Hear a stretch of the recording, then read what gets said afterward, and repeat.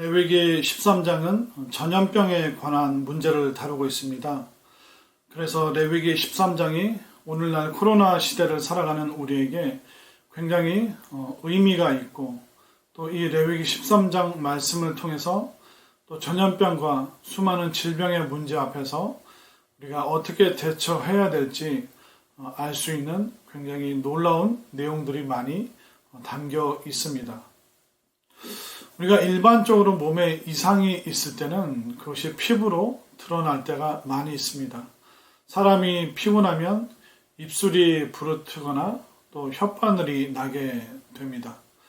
그리고 면역력이 떨어지고 또 과로를 했을 경우, 또 어떤 분들에게는 그것이 대상포진으로 피부로 그 몸의 아픔이 또 고단함이 드러날 때가 많이 있습니다. 그래서 우리가 그런 피부의 증상을 보면서 내 몸이 어떤 상황인지 판단하고, 또 지금 나에게 필요한 것이 무엇인지 분명하게 우리가 확인하고 결정할 수 있습니다. 이 레위기가 기록될 당시에 공동체를 힘들게 했던 것이 전염병, 또 특별히 그것이 피부병으로 나타났는데, 그 피부병을 통상적으로 나병이라고, 또 하나의 질병으로 그렇게 통칭하여서 불렀습니다. 그래서 여러 가지 피부병이 나오는데 그것을 기본적으로 나병이라고 불렀다는 것을 우리가 알 수 있습니다.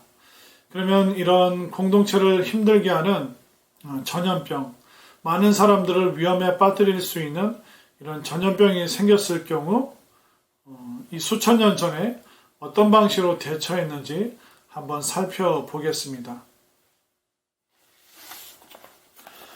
먼저 레위기 13장 3절 말씀에 보면 확진자를 판단하는 부분이 나오고 있습니다. 3절 말씀입니다.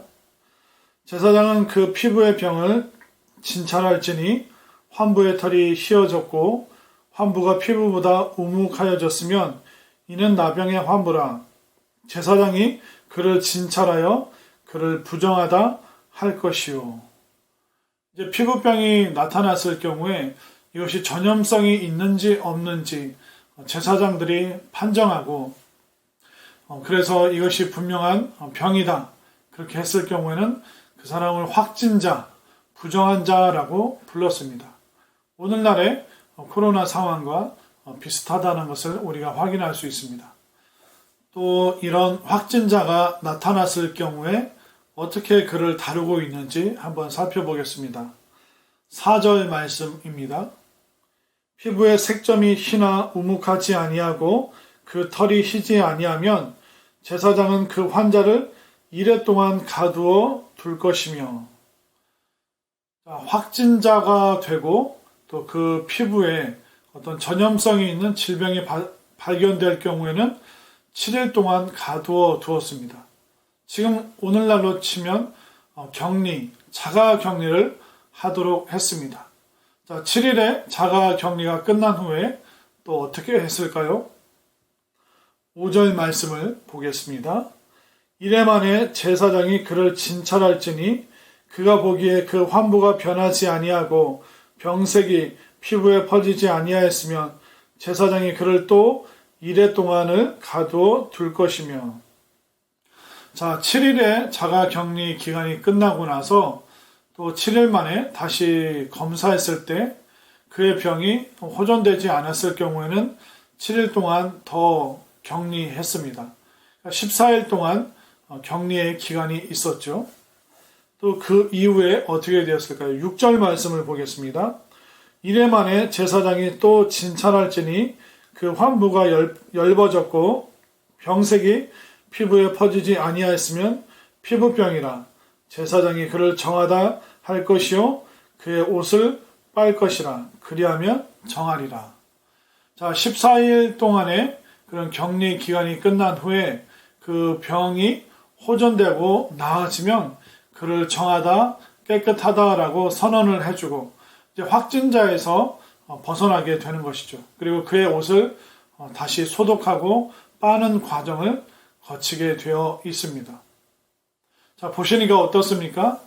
오늘날 우리 코로나 상황 속에서 이 호흡기로 전염되는 이 전염병의 문제도 약 2주간의 자가 격리를 거치게 되어 있습니다. 지금 오늘날의 우리의 질병의 문제나 수천 년 전 레위기가 기록되었을 때나 이 피부병과 관련된 여러 질병, 전염성이 있는 이 질병에 대한 그 대처 방안이 그때나 지금이나 큰 차이가 없다는 것을 우리가 알 수가 있습니다. 그리고 이런 확진자가 아닐 경우에는 또 어떻게 했는지 살펴보겠습니다.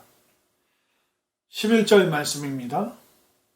이는 그의 피부에 오랜 나병이라 제사장이 부정하다 할 것이요 그가 이미 부정하였은즉 가두어 두지는 않을 것이며, 오랜 시간 전염성은 없는데 그 사람이 이런 피부병이 있을 때는 가두어 두지는 않았습니다. 그것은 일반적인 사회적 거리 두기는 하되 그 사람을 격리시키지는 않았음을 우리가 볼 수 있습니다. 또 계속 성경은 말하고 있습니다. 13절 말씀으로 가보겠습니다. 그가 진찰할 것이요 나병이 과연 그의 전신에 퍼졌으면 그 환자를 정하다 할지니 다 희어진 자인즉 정하거니와. 14절 아무 때든지 그에게 생살이 보이면 그는 부정한즉. 이렇게 11절과 14절 말씀을 보면 정한 사람이 나오고 부정한 사람이 나옵니다. 부정한 사람은 격리를 시키고 또 정한 사람은 기본적으로 사회적 거리 두기를 통해서 이 질병이 더욱더 확산되지 않도록 다루는 모습을 우리가 볼 수 있습니다.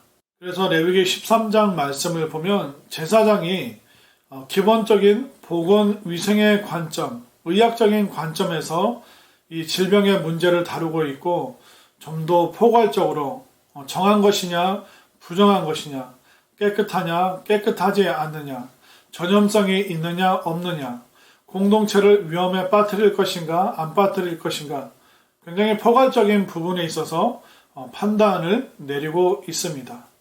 오늘날 또 어떻습니까? 확진자가 생겨도 그 확진자를 치료하고 또 보건위생적으로 그가 또 그 질병이 치유되었을 때 일상생활로 돌아올 수 있도록 안내하는 것이 오늘날의 보건위생적인 관점입니다. 그때나 지금이나 결국 우리가 사람을 어떻게 봐야 되는가, 질병을 가진 사람을 어떻게 다뤄야 되고 또 이것이 질병의 문제인가 아니면 그 사람의 문제인가, 다양한 방법으로 또 포괄적으로 우리가 접근해야 됨을 알 수 있습니다. 레위기 13장을 통해서 우리가 배울 수 있는 것은 과연 우리 공동체를 위험에 빠뜨리게 하는 것이 무엇인가 우리가 잘 생각을 해야 됩니다. 내가 말하는 것, 내가 생각하는 것, 때로는 이것이 전염병처럼 우리 공동체를 위험에 빠뜨리게 할 수 있습니다. 과거 집단 생활을 중심으로 했던 이스라엘 백성들에게 전염병, 피부병은 굉장히 심각한 문제였습니다. 오늘날도 호흡기 질환을 통해서 전염되는 이 전염병, 굉장히 위험하고 또 무섭고 공동체 또 어떤 나라, 민족 전체를 위험에 빠뜨릴 수 있음을 우리가 알 수 있습니다. 그래서 우리가 기본적으로 정결과 거룩함, 깨끗함을 어떻게 우리가 유지해야 되는지, 또 정결함이 얼마나 소중한 문제인지 우리가 잘 알 수 있습니다. 이런 보건위생적인 전염병도 문제지만 오늘날 교회와 또 나라와 민족을 위험에 빠뜨리게 하는 수많은 질병들이 있습니다. 예를 들면 세속주의적인 가치관, 교회 안에 들어온 여러 가지 물질주의적인 그런 가치관들이 있습니다. 이것을 우리가 경계해야 합니다.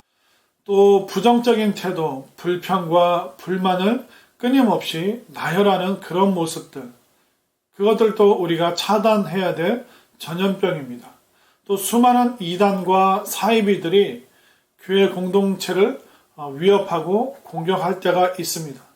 이런 외부적인 질병을 또한 우리가 막고 또 그것을 적극적으로 대항해야 됩니다. 그리고 교회를, 공동체를 병들게 하는 분열과 다툼의 문제가 있습니다.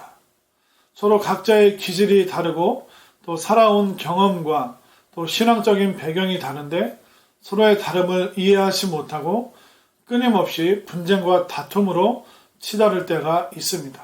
이런 것들이 교회 공동체를 힘들게 하고 또 전염병과 같이 무섭게 공동체를 뒤흔드는 것입니다. 그래서 우리는 외부적인 어떤 건강의 문제도 잘 신경 써야 되고 또 내부적으로 우리가 전염병과 같이 그런 어떤 세속적인 가치관과 생각과 말로 인해서 공동체를 힘들게 하는 부분은 없는지 우리가 서로 확인하고 또 조심하고 또 우리가 서로를 돌봐주면서 이 모든 어려움들을 잘 이겨내서 하나님께서 기뻐하시는 거룩한 공동체를 잘 만들어갈 수 있는 우리 모두가 되었으면 좋겠습니다. 그러면 다음 시간에 뵙겠습니다. 감사합니다.